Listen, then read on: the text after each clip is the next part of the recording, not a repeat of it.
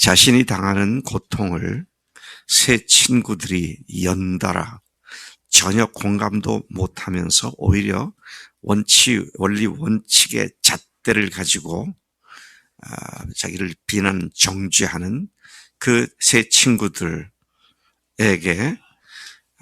그는 오히려 고문을 당한다고 느끼면서 자신이 겪고 있는 그 아픔과 고통에 대한 이야기를 계속하고 있습니다. 그들을 논박하긴 했지만 그는 다시 하나님 앞에 엎드려 기도하기 시작합니다. 별소리를 다 해도 내 억울함을 아무리 얘기해도 사람들이 그걸 해소해 주거나 해결해 줄 수 있는 능력이 없는데 그가 욥은 그래서 지금 이 오늘 읽은 본문 가운데서 하나님께 호소하는 기도로 그의 변론이 바뀌게 된 것을 보게 됩니다. 오직 하나님 한 분만이 자신의 문제를 해결해 줄 수 있음을 다시 깨닫고 그분께로 향한 기도를 시작한 것이죠. 20절에서 22절까지 보면은 욥이 두 가지를 간구합니다. 두 가지는 하지 마세요. 말아주세요. 두 가지를 행하지 않으시면 내가 주의 얼굴을 피하여 숨는 그런 일은 하지 않겠습니다. 자, 그 두 가지가 뭐냐? 21절에 주의 손을 내게 대지 말아 주십시오. 주의 손을 내게 대지 말라는 말은 하나님이 허락하신 징계의 손을 거두어 달라는 말이죠. 이 고통에서부터 나를 구해 주십시오. 그런 말이 되겠고요.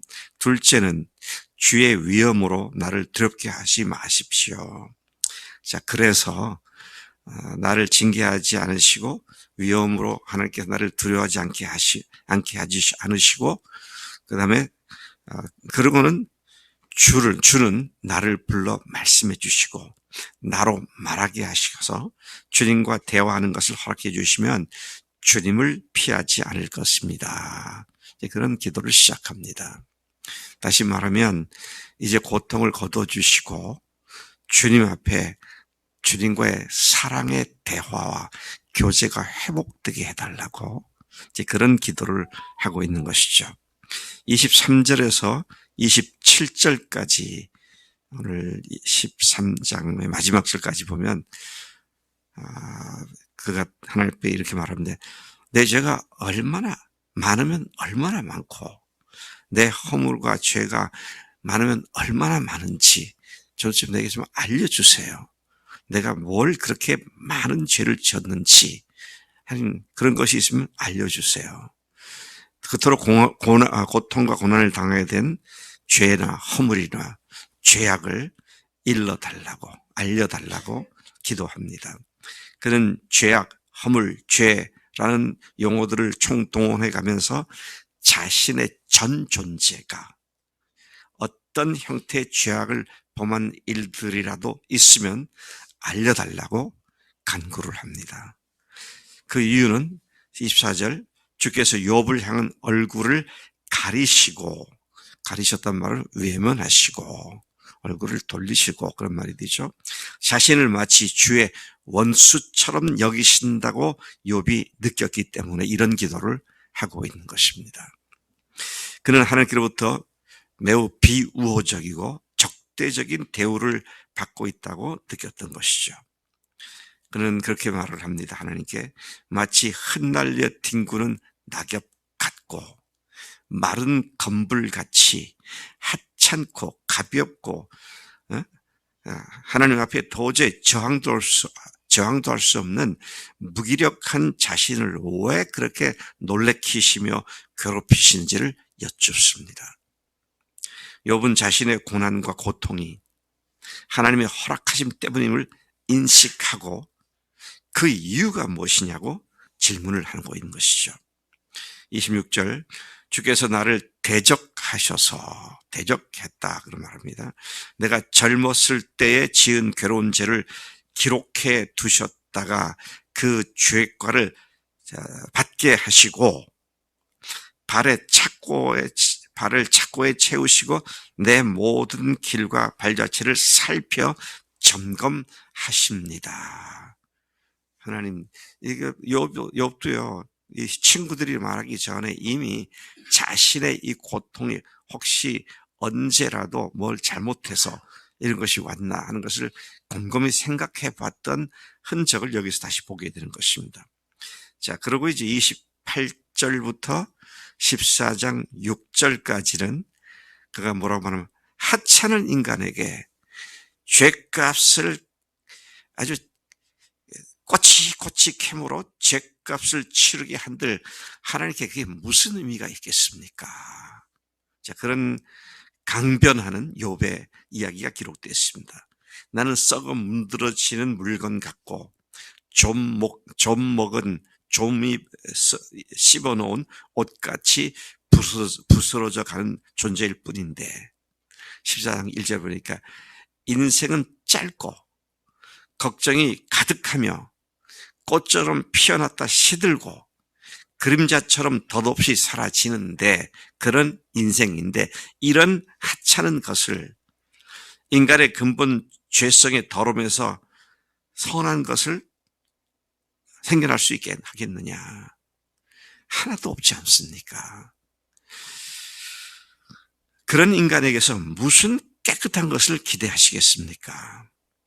주께서 정하신 달과 날에 죽을 수밖에 없는 인간인데 그에게서 눈을 돌이켜 그가 품꾼같이 죽을 때까지 그를 홀로 있게 좀 내버려두세요. 이런 고통스러운 기도를 하고 있습니다. 욥에게서 발견하게 되는 것은 이 고통 가운데서 하나님의 절대 주권과 아울러 지금 발생하고 있는 모든 일이 하나님의 허용하는 상황 속에서 발생하고 있다는 기본 신앙을 잃지 않고 계속 이 문제를 갖고 근데 왜죠? 근데 왜 나를 이렇게 괴롭히십니까? 내가 죄가 있습니까? 알려주세요. 제가 회개하겠습니다. 근데 생각이 안 납니다.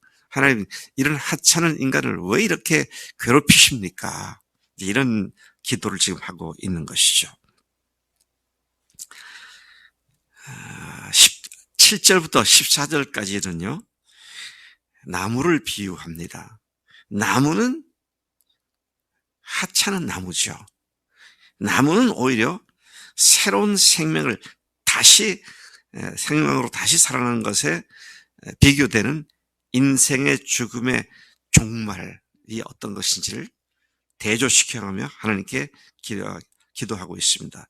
나무는 찍혀도 이렇게 도끼로 찍히든 뭘로 찍혀도 다시 움이 돋고 또 뿌리가 물을 먹고 회생하는 소망이 있는데 거기에 비해서 인간은 어떻습니까? 장정이라 할지라도 죽으면 숨을 거두면 사라지고 마는 거 아닙니까?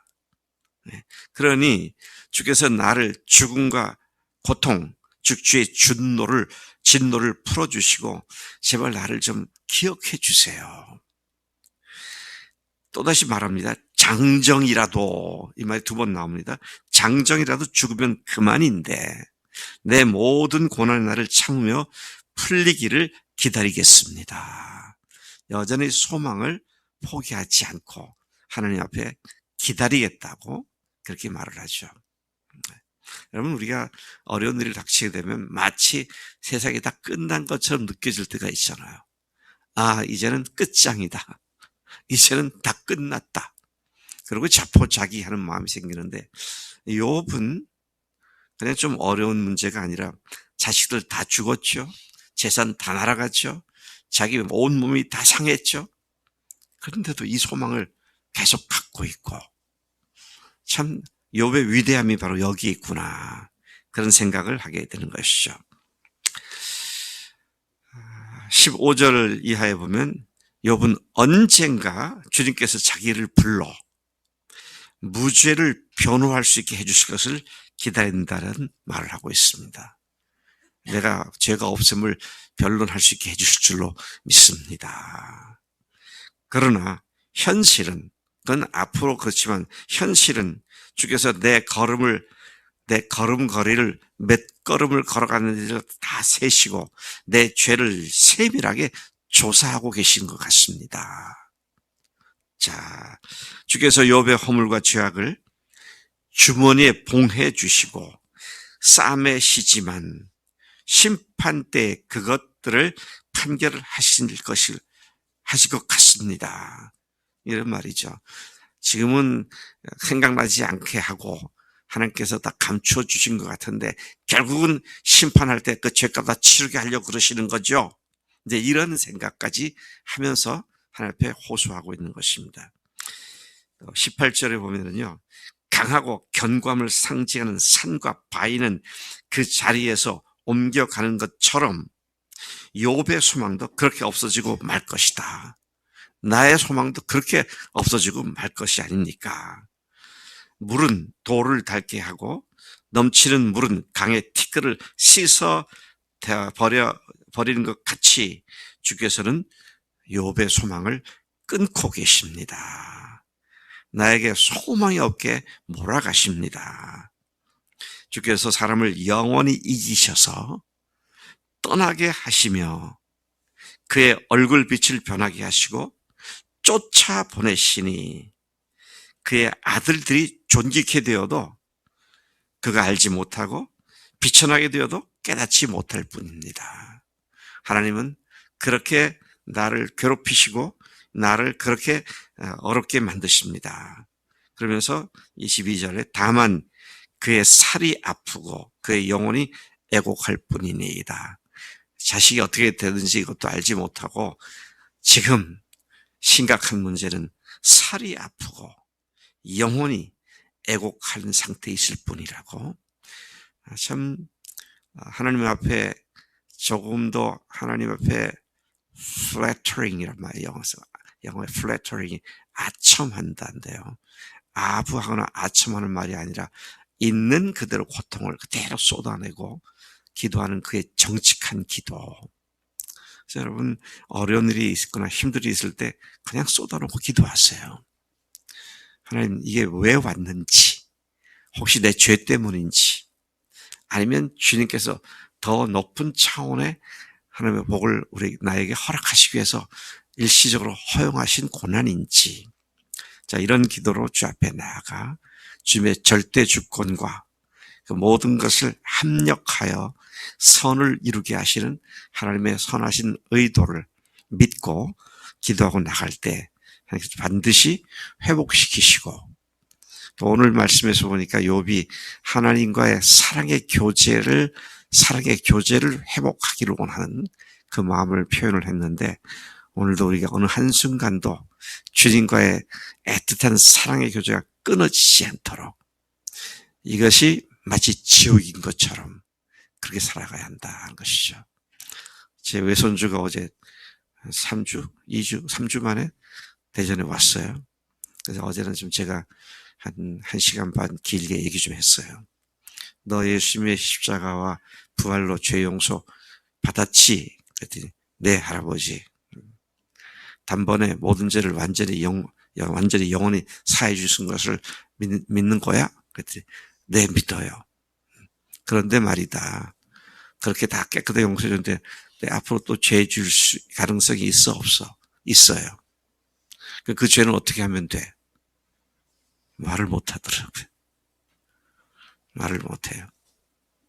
회개하면 된다고 하더라고, 나중에는.